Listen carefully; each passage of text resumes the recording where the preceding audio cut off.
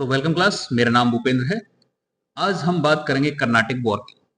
Carnatic war में क्या होता है, किस तरीके से होता है, यानी what we are going to learn about the Carnatic war. इसमें क्या क्या होता है, जैसे बैटल ऑफ थूम्स है, बैटल ऑफ अंबर है, बैटल ऑफ वॉन्डिवॉस है, ऑस्ट्रियन सक्सेशन वॉर का क्या रोल रहता है, रीजंस क्या रहते हैं वॉर के, कोर्स ऑफ वॉर क्या रहता है and outcome of the war क्या रहता है। ठीक है, इन सब चीजों को हम डिटेल में जानेंगे, तो क्लास में बने रहिएगा। हम जानेंगे इसमें कि अनवरुद्दीन कौन थे, चंदा साहिब कौन थे, सादतुल्लाह कौन थे, दोस्त अली कौन थे। हम जानेंगे डच, फ्रेंच, रशियन, स्पेन, इनका क्या रोल रहता है हमारे कर्नाटिक वॉर में। हम देखेंगे कि पौंडीचेरी और मद्रास का क्या रोल रहता है हमारे वॉर में। हम देखेंगे कि किस तरीके से वॉर टेक प्लेस करता है। ठीक है, एडमिरल बॉस्कोवेन और डुप्लेक्स का क्या रोल रहता है। ठीक है, इन सभी के बारे में हम डिटेल में चर्चा करेंगे। तो क्लास में बने रहिए। चलिए वीडियो शुरू करते हैं। देखो बच्चे, कुछ मेन कैरेक्टर से मिल लिया जाए, है ना, जो कि हमारे वॉर के लिए जरूरी है, कर्नाटिक वॉर के लिए जरूरी है। उनमें से सबसे खास व्यक्ति हैं वो है हमारे अनवरुद्दीन। ठीक है, सबसे खास व्यक्ति हैं हमारे अनवरुद्दीन। अब अनवरुद्दीन खास इसलिए है क्योंकि he was the ruler of the Karnataka. Karnataka region के, कर्नाटक के क्या थे, ये रूलर थे। ठीक है, कौन थे ये अनवरुद्दीन? थोड़ा डिटेल देख लेते हैं इनके बारे में। देखो, आज की वीडियो में हम मोस्टली कवर करेंगे कि Carnatic war first, Carnatic war second हम नेक्स्ट वीडियो में, then Carnatic war third next video में कवर करेंगे। ठीक है, तो कब शुरू होता है वॉर? 1746 में। कब खत्म होता है? 1748 में। कब शुरू होता है? 1746 में। खत्म कब होता है? 1748 में। कर्नाटक को इंडिपेंडेंट स्टेट्स बनाया था किसने? सादतुल्ला खान ने। He was the first one who make the Karnataka as a independent. Karnataka को इंडिपेंडेंट किसने बनाया था? सादतुल्ला खान ने। किससे बनाया था? मुगल से। अर्लियर कर्नाटक वॉज द सूबा ऑफ मुगल। सादतुल्ला खान गवर्नर थे कर्नाटक के और धीरे धीरे उन्होंने इसे अलग किया था।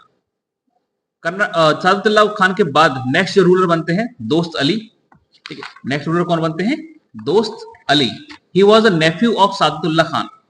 ही was the nephew of Saadatullah Khan. ध्यान रखना, without the prior permission from the Mughals he made Dost Ali as the next ruler. That make और that indicate that the Karnataka is an independent state. अगर आप अपने रूलर को बिना किसी परमिशन के इलेक्ट कर सकते हो, उसे अपॉइंट कर सकते हो, that means you are independent. Dost Ali के बाद राजा बनते हैं, नवाब बनते हैं, दैट इज अनवरुद्दीन। ठीक, यहां तक क्लियर है? कौन बनते हैं? अनवरुद्दीन। अब बात आती है वॉर कहां से शुरू होता है। यहां तक तो स्टोरी बहुत ठीक चल रही है कि राजा के बाद राजा बनते चले आ रहे हैं और ये इंडिपेंडेंसी अपनी एंजॉय कर रहे हैं। प्रॉब्लम कहां आती है? प्रॉब्लम आती है जब फ्रांस और ब्रिटेन इंडिया में एंट्री करते हैं, अपने हिसाब से चीजों को मैनिपुलेट करते हैं। ठीक है, अपने हिसाब से चीजों को मैनिपुलेट करते हैं। दोनों ही, फ्रांस और ब्रिटेन, दोनों ही कर्नाटक रीजन में स्टेब्लिश थे। वहां पर ये अपनी ट्रेडिंग कर रहे थे। लेकिन यूरोप में एक वॉर शुरू होता है, ऑस्ट्रियन सक्सेशन वॉर, जिसे हम क्या बोलते हैं? Austrian succession war.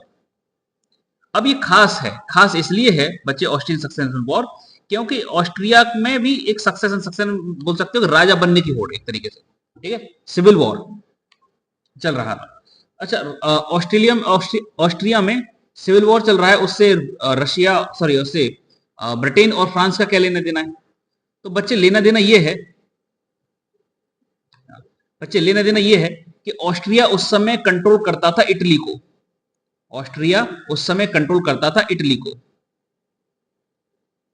ठीक है, ये है ऑस्ट्रिया। ये कहां है? यूरोप में। ठीक है, और यहां पर आपको मिलेगा Asia, south Asia, south east Asia. तो बच्चे एशिया और साउथ ईस्ट एशिया को कंट्रोल किया जाता था थ्रू द ट्रेड रूट। एक ट्रेड रूट था जिसे हम बोलते हैं सिल्क रूट। वो हमारा गुजरता था इटली से। इटली वॉज द सेंटर ये एक तरीके से गेटवे हुआ करता था। एशिया को अगर यूरोप में जाना है तो ये एक तरीके से गेटवे का काम करता था। ठीक है, that work as gateway to Europe, और यूरोप के लिए भी एक गेटवे का काम करता था ये। ठीक है, मेजर ट्रेड उस समय हो रही थी, इसी रूट से हो रही थी। जिस किसी का भी कब्जा इस रूट पर रहेगा वो रूल करेगा, उसे एक इकोनॉमिक गेन, मिलिट्री गेन हमेशा रहेगा ओवर द अदर पावर्स। तो हर कोई चाहता था, ब्रिटेन भी चाहता था कि उसके मन मुताबिक, उसके मर्जी का व्यक्ति राजा बने, और सेम तरीके से फ्रांस भी चाहता था कि उसके मन मुताबिक कोई राजा बने। जैसे हम चाहते हैं कि यूएस में जो भी प्रेसिडेंट बने वो सॉफ्ट नेचर रखे इंडिया के प्रति, हम हमेशा चाहेंगे। ठीक है, ऐसे ही हर कंट्री अपने हिसाब से, मन मर्जी के हिसाब से जहां तक पॉसिबल हो सकता है कोशिश करती है कि सामने वाली कंट्री को मैनिपुलेट करे, वहां के इंटरनल पॉलिसीज को मैनिपुलेट करे फॉर देयर फेवर्स। ठीक, इन दोनों का वॉर चल रहा था। अब सिर्फ ब्रिटेन और फ्रांस का वॉर नहीं था ये, इसमें कई और इनके साथी शामिल थे। जैसे ब्रिटेन की साइड में रशिया और डच शामिल थे, ये चाहते थे कि नहीं ऑस्ट्रिया में ये वाला राजा बनना चाहिए। फ्रेंच चाहते थे नहीं ये वाला नहीं, ये वाला राजा बनना चाहिए। तो इनके साथ में कौन थे? Prussia, Spain, Sweden. प्रशिया इस समय मान के चलो आज का जो जर्मनी है उस समय प्रशिया कहा जाता था, मोटा मोटा इतना मान लो, एग्जैक्ट नहीं है लेकिन हाँ मानने के लिए, समझने के लिए इतना सफिशिएंट है कि प्रशिया उस समय, आज के समय जर्मनी कहा जाता है। तो प्रशिया, स्पेन और स्वीडन, इन दोनों के बीच में वॉर चल रहा था।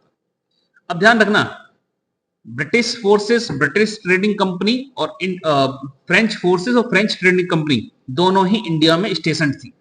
खास करके कर्नाटक की बात करें तो कर्नाटक में दोनों ही स्टेशन थी, दोनों ही अपनी ट्रेड कर रही थी, दोनों ही अपनी फैक्ट्री स्टैब्लिश कर रखी थी। जैसे ही ये वॉर शुरू होता है तो एनिमिटी क्या होता है कि इंडिया में भी फॉलो की जाती है। ब्रिटिशर्स पूरी कोशिश कर रहे थे कि फ्रेंच को परेशान किया जाए, फ्रेंच का मनोबल तोड़ा जाए। फ्रेंच भी पूरी कोशिश कर रहे थे कि ब्रिटेन को प्रेशराइज किया जाए, उसका भी मनोबल तोड़ा जाए। इन दोनों के बीच में यूरोप में तो वॉर चल ही रहा था, साथ ही साथ इंडिया में भी एक राइवलरी चल रही थी, जिसका रिजल्ट ये निकलता है बच्चे कि जो वॉर यूरोप में चल रहा था वो इंडिया में भी फॉलो किया जाने लगा। जो वॉर यूरोप में चल रहा था वो इंडिया में भी फॉलो किया जाने लगा। कैसे?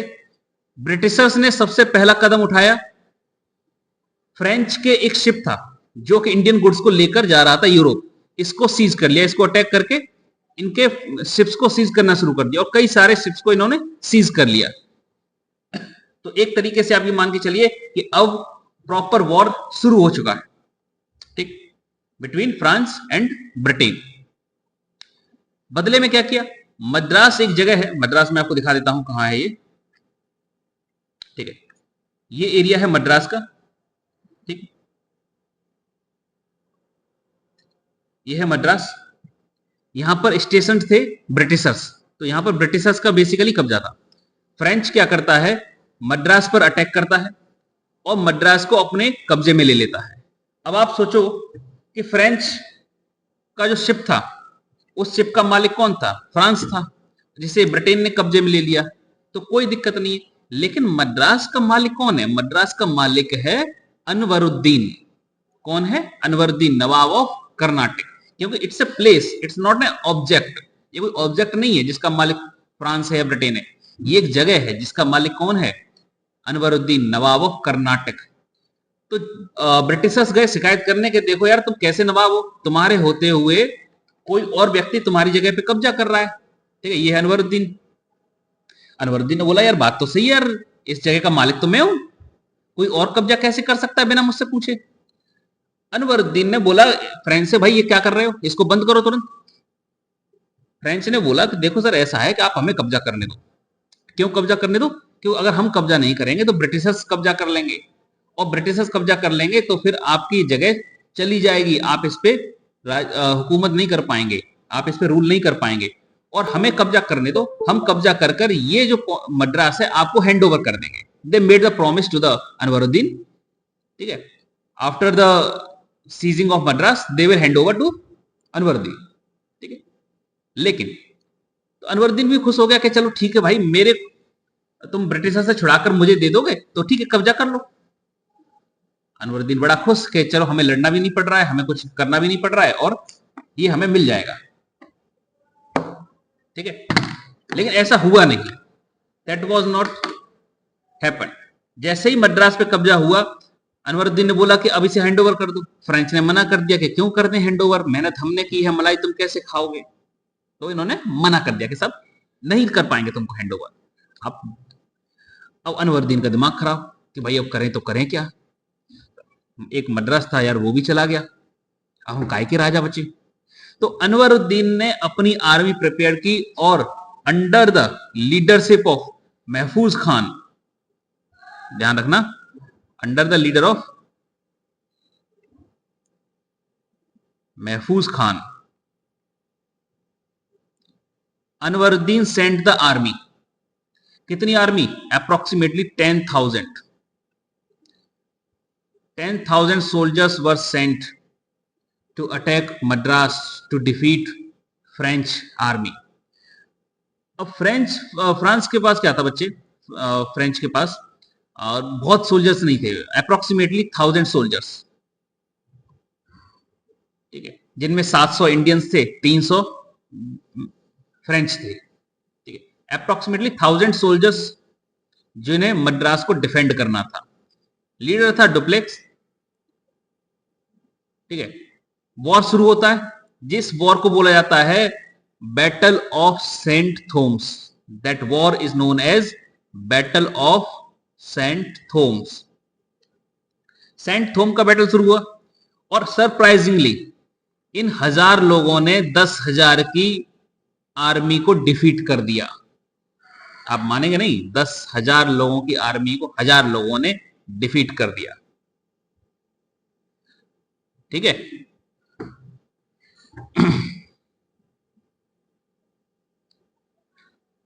अब देखो बच्चे, जब ये मद्रास को डिफेंड करने की लड़ाई लड़ रहे थे, ब्रिटिशर्स को एक मौका मिला। मौका ये था कि चलो फ्रेंच वाले क्या कर रहे हैं, फ्रेंच क्या कर रही है, मद्रास को डिफीट कर रही है, उनका पूरा ध्यान मद्रास को डिफीट करने और डिफेंड करने में है ना। चलो तब तक पौंडीचेरी पर कब्जा कर लेते हैं। उस समय पौंडीचेरी पर कब्जा हुआ करता था फ्रेंच का। किसका? फ्रेंच का, ठीक, फ्रेंच का कब्जा होता था। इन्होंने कहा चलो हम मद्रास का बदला लेंगे। कैसे लेंगे? इनकी पौंडीचेरी को कब्जे में लेकर, ठीक है। ब्रिटिशर्स ने हमला किया पौंडीचेरी पर। जब 2 बार हमला किया लेकिन नहीं जीत पाए। जब तीसरी बार प्रिपेयर कर रहे थे, तीसरी बार हमले की तैयारी कर रहे थे, तब तक यूरोप में एक इवेंट घटता है जिसे हम बोलते हैं ट्रीटी ऑफ एक्सला चापल। क्या बोलते हैं? Treaty of Aix-la-Chapelle. यानी ब्रिटेन और फ्रांस की जो राइवलरी यूरोप में चल रही थी वो शांत हो जाती है। एक ट्रीटी उन दोनों के बीच में शांत हो जाती है, साइन हो जाती है, जिसे हम बोलते हैं ट्रीटी ऑफ एक्सला चापल, जो ये कहती है कि जितने भी territory during the course of war Britain ने कब्जा की थी फ्रांस की और फ्रांस ने कब्जा की थी ब्रिटेन की, ये दोनों ही रिस्टोर्ड हो जाएंगी।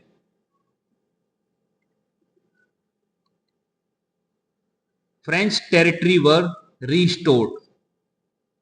तो मद्रास फिर से चला जाता है ब्रिटिशर्स के पास। पौंडीचेरी जिस पर ब्रिटिशर्स कब्जा नहीं कर पाए थे, जो ऑलरेडी फ्रेंच के पास था, वो फ्रेंच के पास ही आ जाता है। जब बॉस ने मना कर दिया तो यहाँ के भी लड़ने शुरू बंद कर देते हैं, ये भी लड़ाई बंद कर देते हैं। कब साइन होती है? 1748 में। कब साइन होती है? 1748 में।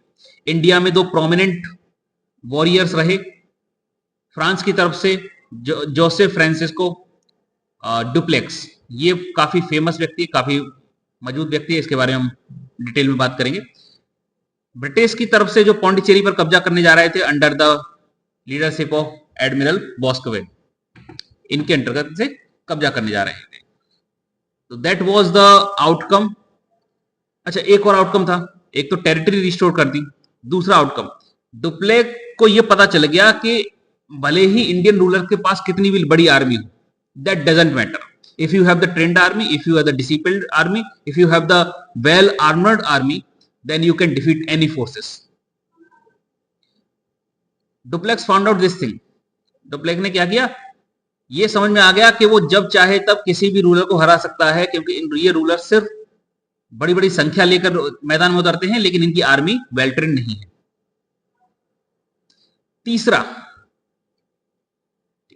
तीसरा आउटकम, डुप्लेक के मन में ये ख्याल आया कि why we are only the trading company, we can also administer the Indian states, we can also rule the Indian states. तो इन्हें ये पता चल गया कि अगर हम अपनी पावर्स का सही इस्तेमाल कर लें तो हम इंडिया पर रूल कर सकते हैं, हम इंडिया के रूलर्स को डिफीट कर सकते हैं, इनडायरेक्टली भी रूल कर सकते हैं, डायरेक्टली भी रूल कर सकते हैं। So they find out the weakness of Indian ruler. So on the basis of this weakness, Dupleix made a new thing, made a new policy that is known as subsidiary alliance that we will talk in later। ठीक है, जिसके बारे में हम बाद में बात करेंगे, डुप्ले की subsidiary alliance policy। He was the inventor of that policy। Okay, so that was the outcome, that was the course of war, that was the reason of Carnatic war first। I hope आपको समझ में आया है। चलिए मिलते हैं next video में, जिसमें हम बात करेंगे Carnatic war second and Carnatic war third की। नेक्स्ट वीडियो में दोनों ही की बात कर लेंगे, Carnatic war first, sorry Carnatic war second and Carnatic war third. तो बने रहिए वीडियो में, मिलते हैं नेक्स्ट क्लास में।